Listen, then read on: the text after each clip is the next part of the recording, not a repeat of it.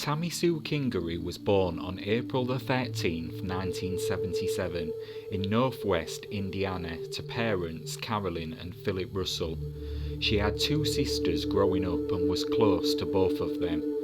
Tammy's mother described her as the perfect child, a very outgoing child who could get along with everyone. After finishing high school, Tammy worked at a local drugstore where she met Park Kingery, her co-worker who stocked shelves at the store, and the two immediately hit it off. The two dated, eventually marrying in September of 1994, and the couple would later go on to have 3 children together, Caitlin, Carter and Cameron. And to build a life for their increasing family, they moved to South Carolina, near where Park had gotten a job as a welder. They lived in a house they built in a wooded area of Edgefield County, North Augusta. After finishing a degree in nursing in 2001, Tammy took a job as a nurse in a local branch of the NHC Healthcare Nursing Home. Nursing was the perfect job for Tammy. Her family said she was passionate about the nursing field and helping others. At her work, she was popular with both her patients and co-workers. Everything seemed to be going well in Tammy's life. She loved being a mum and adored her children. But her marriage to Park was strained. The couple had grown distant from each other since their youngest son was born, and she had considered divorce. She was also struggling with depression. Park said she had been diagnosed with it and was taking medication. During the first weeks of September 2014, Tammy seemed to be suffering physically. According to her husband, she had missed a few days of work, which was unlike her. When she was at work, she often came home and went straight to bed. Park says Tammy believed no treatment would work to aid her depression. Just a few days before she disappeared, Tammy began having trouble sleeping, and one night she woke up sweating so severely she had to change her clothes. Tammy maintained a good relationship with her sisters, and after confiding in them about her troubles, they advised her to make an appointment to see the doctor, which she did, for September the 21st. She would disappear the day before. On September the 20th, 2014, Tammy left home early and headed to the healthcare nursing home where she worked for her shift that started at 7 a.m. Her co-workers would describe her behaviour as off that morning. She checked her own blood pressure 4 times, finding it high, and was uncharacteristically raising her voice in conversation. Her co-workers urged her to calm down, as this was keeping her heart rate high. However, an hour later, Tammy would call her husband and ask him to pick her up and take her home. Since she did not feel up to driving, he did pick her up, leaving her car at work. Once back home, Tammy would go straight to bed. Around 10 a.m, Park left the home with the couple's 2 sons to do some errands and give his wife the chance to rest. Their daughter was still at the house of a friend with whom she had spent the preceding night. Tammy would not be seen again. Park went to see his mother and dropped the older son at her house so the boy could help her mow the lawn. He took his younger son out with him to do some errands, visiting numerous stores that captured the pair on CCTV. When he returned to the house approximately 2 hours later, the dog was outside and the door was locked. He said the house was quiet and he immediately became alarmed. He went upstairs to check on Tammy, and she was gone. He walked around the rest of the house and she was nowhere to be found. In the kitchen he found a note from Tammy reading, "Gone for a walk, be back soon, love you." It wasn't usual for Tammy to take walks, so he was immediately alarmed, thinking possibly she could have attempted to walk back to work and pick her car up. He left his sons at home and drove the route she would have taken, but did not find her. He also called his daughter, who was still staying with her friend, and asked her to get into a car with her friend and start searching. He also notified his and Tammy's parents. Him and his son then went searching around the woods surrounding the property and in the local area, with no sign of Tammy, and concern growing, he called the Edgefield County Sheriff's Office at 2 p.m. that afternoon to report her missing.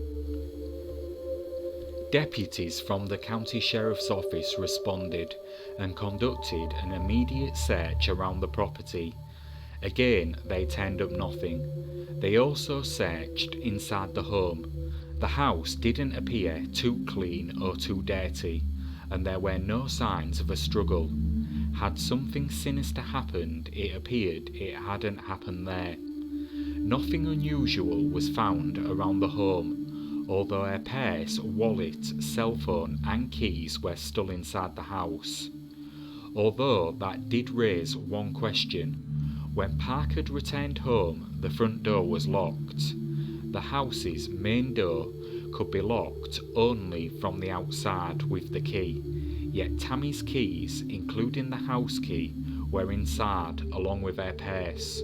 With no sign of Tammy, law enforcement decided to expand the search. Search dogs were given Tammy's scent, but did not find a trail anywhere.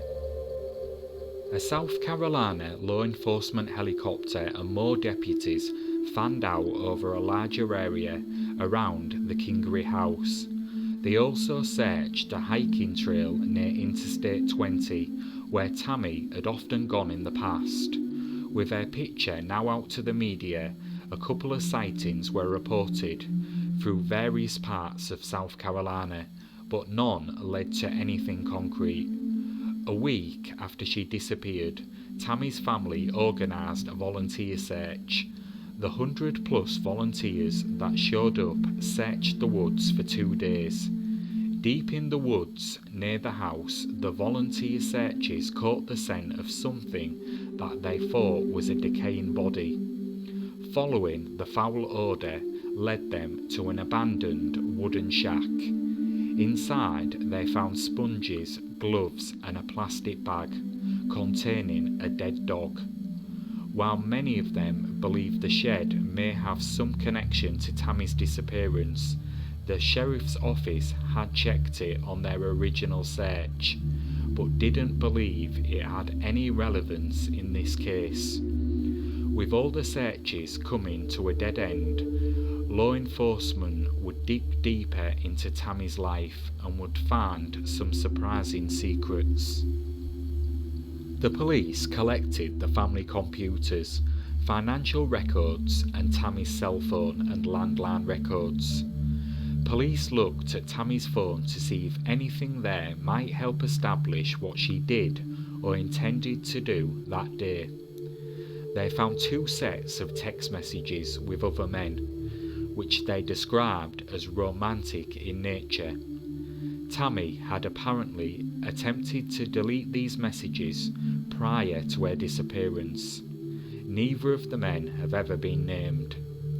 Her husband did later claim his wife had had an affair in the past. Initially, police had kept details of Tammy's depression out of the public eye. They believed that merely describing her as endangered without saying why might help them filter out genuine tips from hoax calls. However, Park would make the information public, believing it was the correct decision to make. It was claimed Tammy did attempt to unsuccessfully take her own life at least once prior to going missing. After the information came out about Tammy's possible affair and the marriage problems, the police wanted to question Park one more time. Nothing further was obtained from him. CCTV and checks of his cell phone showed it had pinged off the cell towers located near each location he said he was. The circumstances of Tammy's disappearance have proved particularly puzzling to her family and friends, and what happened that morning is not certain either way. 2 tips investigators received suggested a motorcycle might have been involved in her disappearance. Her daughter claims to have possibly seen her mother as the passenger on a motorcycle. The motorcycle had passed the car she was in with her friend while they were searching near the family home. However, she could not catch up with the bike, so could not be certain beyond a reasonable doubt. A neighbour also reported hearing a vehicle with a loud engine, possibly a motorcycle, leaving the driveway shortly after Park left with his sons that morning, adding further credence to the possibility that Tammy may have left of her own accord.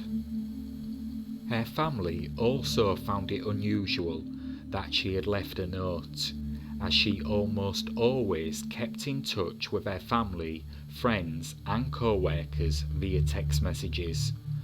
The note's wording, "Love you," also seemed to them more like something someone might say if they were expecting to be away for weeks rather than hours. It was speculated that it might not have been written by Tammy, but several months after her disappearance, the State Law Enforcement Division confirmed that it was. Both law enforcement and the family have not ruled out the possibility of foul play, but there is no clear evidence that points in this direction. A $4,000 reward was initially offered by her husband for information leading to Tammy's safe return home, but the reward no longer exists, and he filed for bankruptcy a year after. As of 2024, Tammy remains missing, and her case unsolved.